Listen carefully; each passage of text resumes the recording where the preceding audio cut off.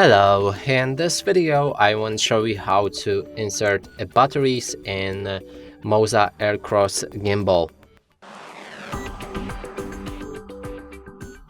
To do this, first you will need to find this handle and you will need to insert all those 3 batteries inside that handle, and they should go just like this image right here shows. So the plus on your battery needs to be on the bottom always. So let's slide the first one like this. So this side is minus and this side is plus.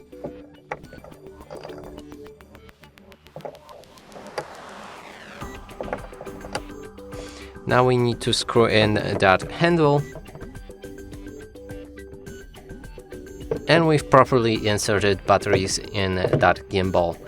And that's it for this video. Hope you like it. Please consider subscribing to our channel, leave a like and a comment below.